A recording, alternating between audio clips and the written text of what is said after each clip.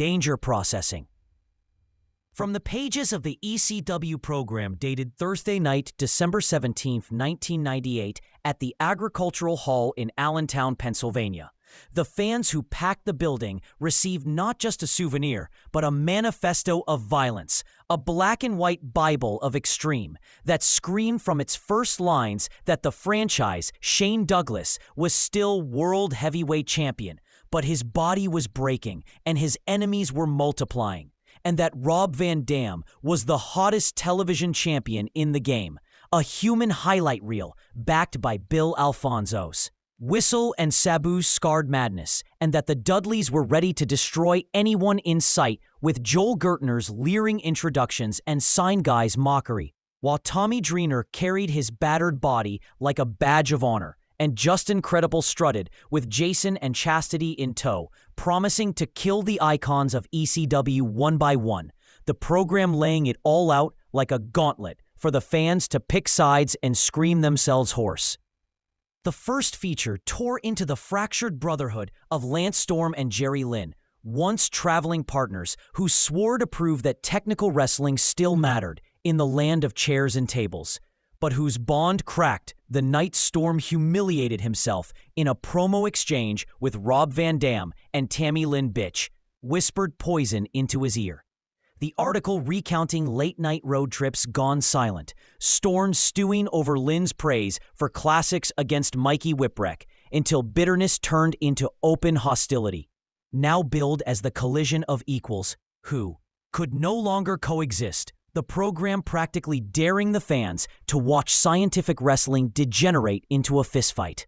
Turn the page and the focus sharpens on Shane Douglas and the dangerous truce with Taz, a desperate alliance forged in the shadow of Sabu's blood feud. The program spelling out how Douglas had been pinned and spiked and humiliated by the homicidal, suicidal maniac, and how Bill Alfonso crowed that Sabu would not rest until the world belt was his, yet Taz stalked the same path, snarling, "I do what I want when I want to do it," and carrying his FTW belt like a weapon of defiance, the text dripping with tension, reminding readers that Douglas was too hurt to fight alone, too proud to surrender, and too paranoid to know whether the man he called ally would choke him out before Sabu could. From there, the program explodes into the international as ECW's December invasion of Japan is celebrated in bold type, Sabu and Rob Van Dam defeating the Dudley Boyz at Korakuen Hall to reclaim the tag team titles. A brutal brawl with chairs and tables flying, Alfonso's ultimatum hanging in the air that if they lost, he would split them forever. The photos and recap proving that dysfunction could coexist with greatness when gold was on the line. The belts flown back across the Pacific to Allentown to be defended before the Pennsylvania faithful, while Douglas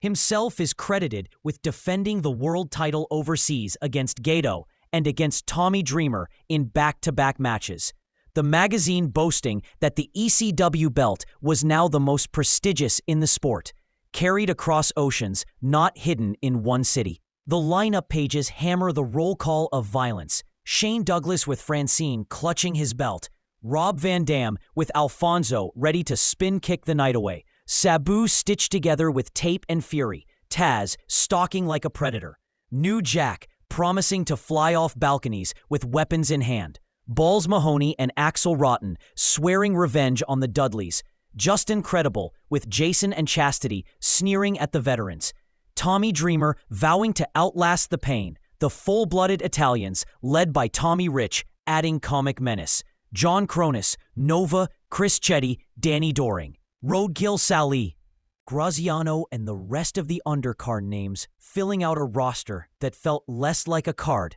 and more like a powder keg ready to blow with every match. Even the closing pages refused to let the adrenaline drop, the program leaving spaces for fans to write in the results as if ECW belonged to the people as much as to Paul Heyman.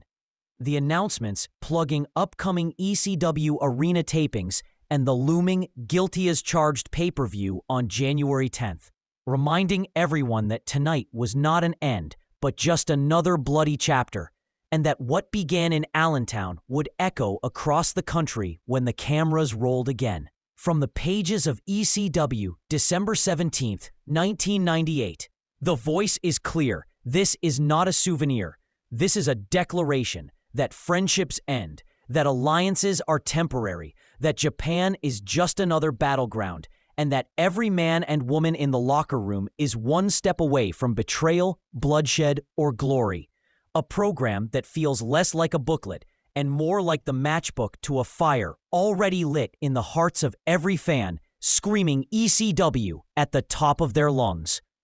Prosody.